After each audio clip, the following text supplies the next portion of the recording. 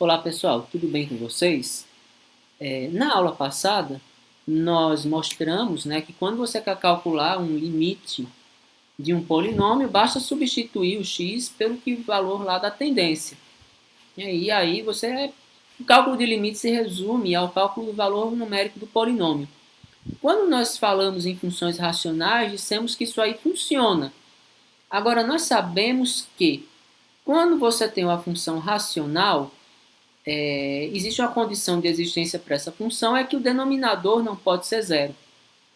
E se acontecer de no limite você tiver um x tendendo a alguma coisa que anule o denominador? Você vai chegar em um desses tipos de expressão. Ou você vai chegar em zero sobre zero, quando o valor de x anular o numerador e o denominador, ou você vai chegar numa expressão em um número diferente de zero sobre zero. 1 sobre zero, 2 sobre zero. E aí vocês sabem que existe uma diferença entre esses dois resultados. Quando você tem um zero sobre zero, né? Quando você tem um zero sobre zero, nós temos o que nós chamamos de indeterminação. Por quê? Se nós considerarmos que a gente não sabe quem é zero sobre zero e for tentar descobrir, eu vou chamar de x, né? Se eu fizer zero sobre zero igual a x, quando eu fizer meio pelos extremos, eu vou ter que 0 vezes x é igual a zero. Então, x, que é o número que eu estou procurando, seria um número que multiplicado por zero dá zero. E nós sabemos que qualquer número multiplicado por zero dá zero. Então, aí nós temos esse primeiro caso, uma indeterminação. Quando acontece 1 sobre zero ou um número diferente de 0 sobre zero, nós temos o que a gente chama de impossibilidade. Por quê? Se nós atribuirmos esse 1 sobre zero igual a x, nós vamos chegar em 0 vezes x igual a 1, ou um número diferente de zero qualquer, e x teria que ser um número que multiplicado por zero desse 1. Ou seja, nós temos o que a gente chama de impossibilidade. Né?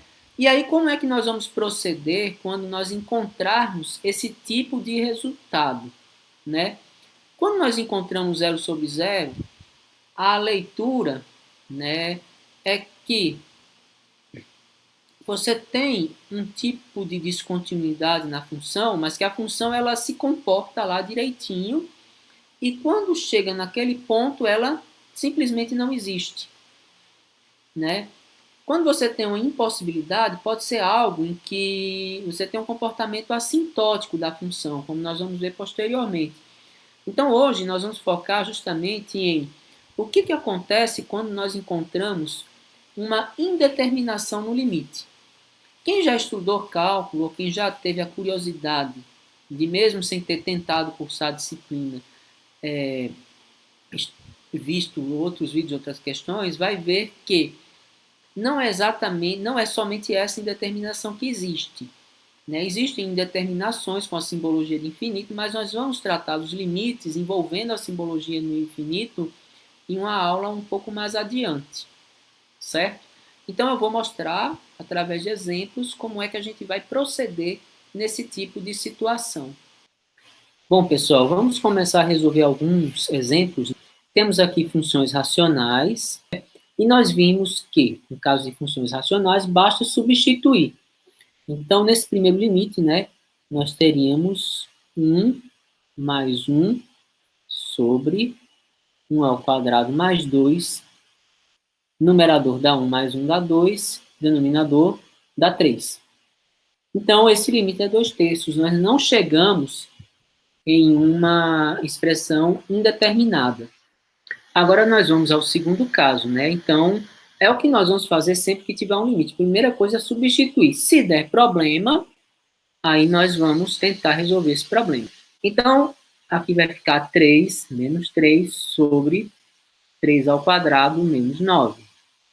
Numerador nós temos 0 e denominador nós temos 0. 3 ao quadrado dá 9, 9 menos 9, 0.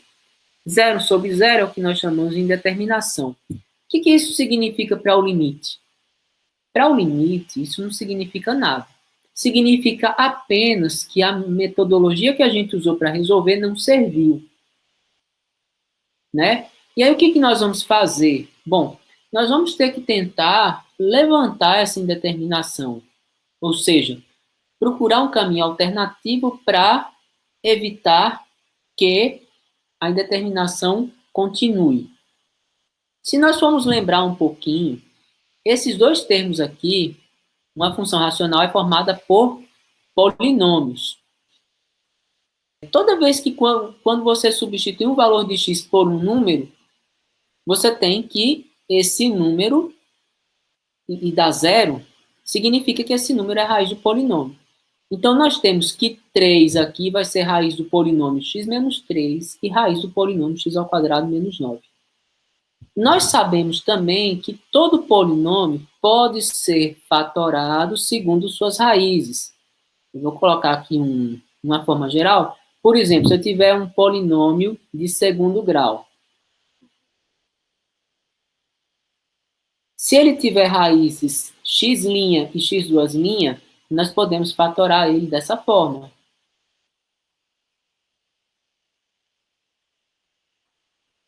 Então, a boa maneira até para você fatorar um polinômio de segundo grau é você resolver a equação de segundo grau, todo mundo sabe resolver, e aí colocar as raízes aqui.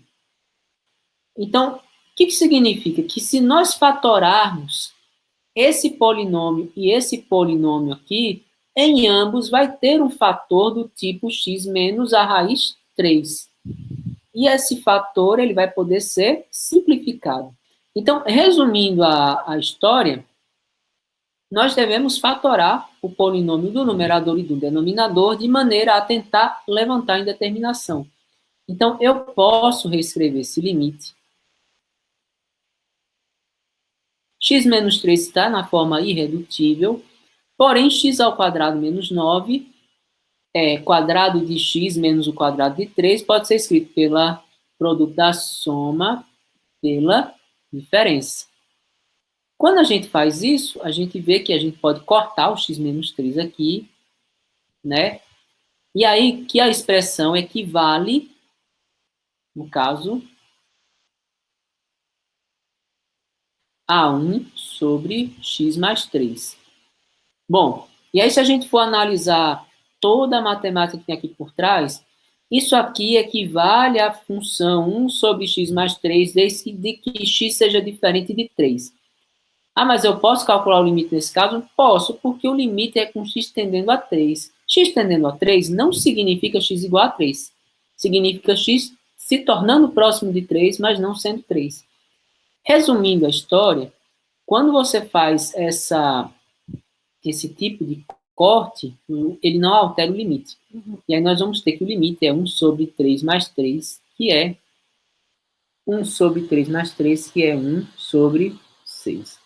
Então, de maneira geral, qual é a ideia? É que você faça a fatoração de ambos os termos de maneira a fazer os cortes e encontrar o limite. Bom, pessoal, vamos a um outro exemplo. Se nós tivermos aí limite de x ao quadrado menos 4x mais 4 sobre x ao quadrado menos 4. Então, nós vamos ter aqui 2 ao quadrado menos 4 vezes 2 mais 4 sobre 2 ao quadrado menos 4. No numerador vai ficar 4, menos 8 mais 4, que é 0. Denominador, 4 menos 4 dá 0. Temos aqui uma indeterminação. Significa que ambos os polinômios são divisíveis por x menos 2. E aí, nós vamos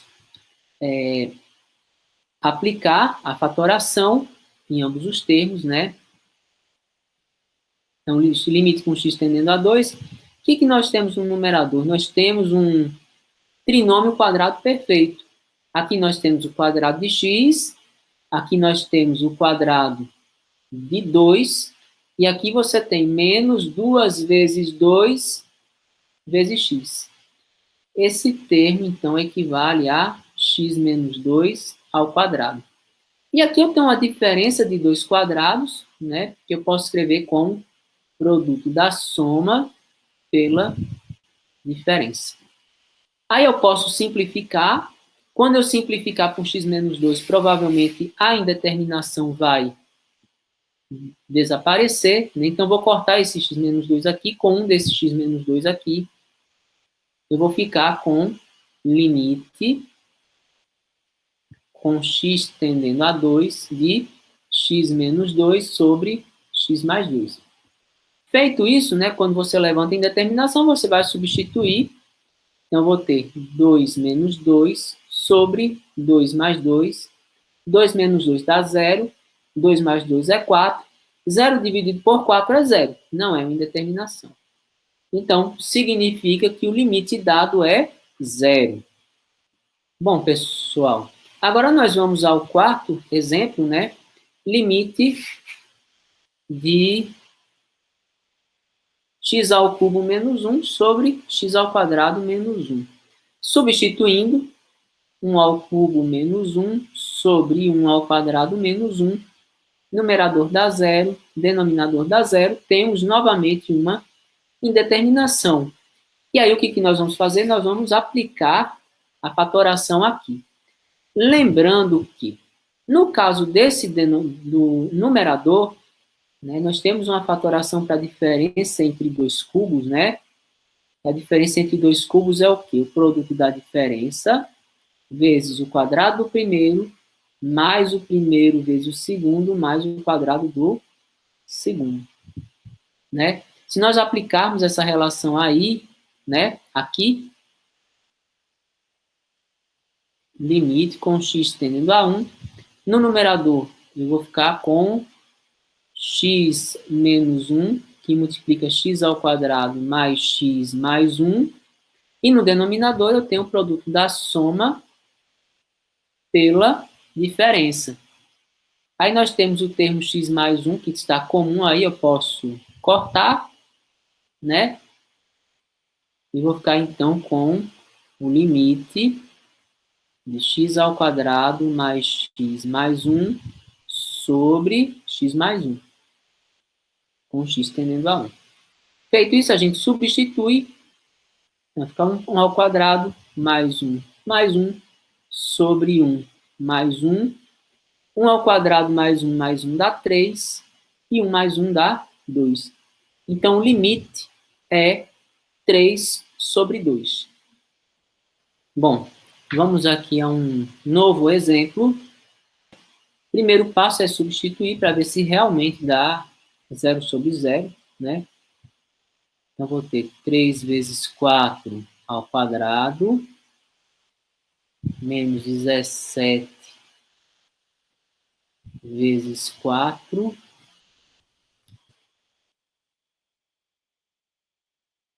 mais 20 sobre 4 vezes 4 ao quadrado, menos 25 vezes 4, mais 36. Bom, isso daqui vai dar 3 vezes 16 dá 48. 17 vezes 4 dá 68. Sobre 4 vezes 16 dá 64. Menos 25 vezes 4 é 100. Mais 36. E no final vai dar 0 sobre 0, que é uma indeterminação. Bom, e aí nós devemos fatorar os dois polinômios, né? Eu vou fazer de uma maneira um pouquinho diferente agora, justamente porque nós temos aqui dois polinômios de segundo grau. Você poderia lembrar que, no caso de um polinômio, ele pode ser fatorado em função de suas raízes, né? Então, você pode fazer um a, x menos x' aí, x menos x duas minhas. E aí, em ambos os casos, vai ter um termo x menos 4 para cortar. Eu vou mostrar agora um outro método que se chama o método do dispositivo de Briot-Ruffini. O que significa isso, né? Que nós devemos cortar em cada um desses polinômios, dá para fatorar, independente do grau, por alguma coisa com x menos 4. Então, se eu dividir ambos os polinômios por x menos 4, eu vou levantar a indeterminação. E aí eu vou dividir, fazer as seguintes divisões, né? Que é o 3x ao quadrado menos 17x mais 20 dividido por x menos 4, E o 4x ao quadrado menos 25x mais 36 dividido por x menos 4. E aí, como é que a gente faz a divisão em Briot-Ruffini? Basta você colocar uma chave aqui. Aqui você vai colocar a raiz do polinômio divisor, que a raiz de x menos 4 é 4. Aqui você vai colocar os coeficientes do polinômio dividendo, no caso, que é o 3x ao quadrado menos 17x e 20.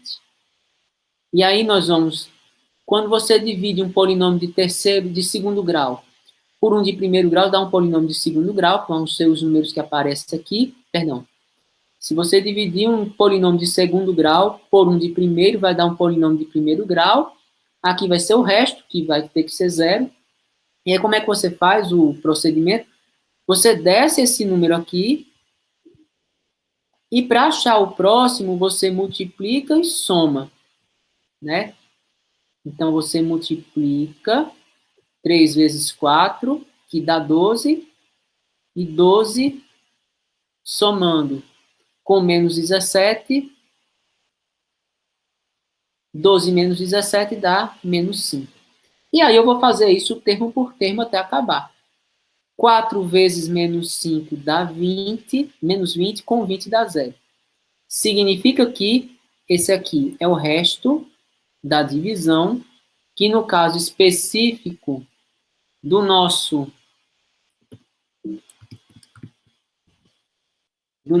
problema, o resto da divisão tem que ser 0. E aqui é o resultado, no caso, 3x menos 5. Vou fazer a mesma coisa com o outro polinômio, que é como se eu estivesse simplificando ele por x menos 4, né? Eu vou fazer uma chave. Aqui eu vou colocar o 4. Aqui eu vou colocar o 4 menos 25 e 36. Desce o 4. 4 vezes 4, 16, menos 25 dá menos 9. Menos 9 vezes 4 dá menos 36, com 36 dá 0. Significa que a divisão desse polinômio por esse dá resto 0, e resultado 4x menos 9. Então, esse resultado, 3x menos 5 e 4x menos 9, é quando eu divido os dois polinômios que estão aqui por x menos 4. O limite dado corresponde ao limite de 3x menos 5 sobre 4x menos 9, que vai dar 3 vezes 4 menos 5 sobre 4 vezes 4 menos 9. 3 vezes 4, 12. 12 menos 5 dá 7. 4 vezes 4, 16. 16 menos 9 dá 7, o que significa que o limite é 1. Né? Então, nós temos aqui duas maneiras, né? Ou você fatora os dois polinômios usando as regras de fatoração, ou, principalmente quando o grau é um pouco maior, né, que fica mais difícil a fatoração, você divide ambos os polinômios por x menos a tendência. Né? E aí, quando você faz essa simplificação, você encontra uma fração correspondente, que é justamente a divisão dos dois termos por x menos 4. Então, tem uma série de exercícios aí para vocês. Eu espero que vocês se divirtam, resolvam bastante exercício, que vai ser muito importante. E na próxima aula nós continuamos mostrando limites um pouquinho mais complicados. Até mais.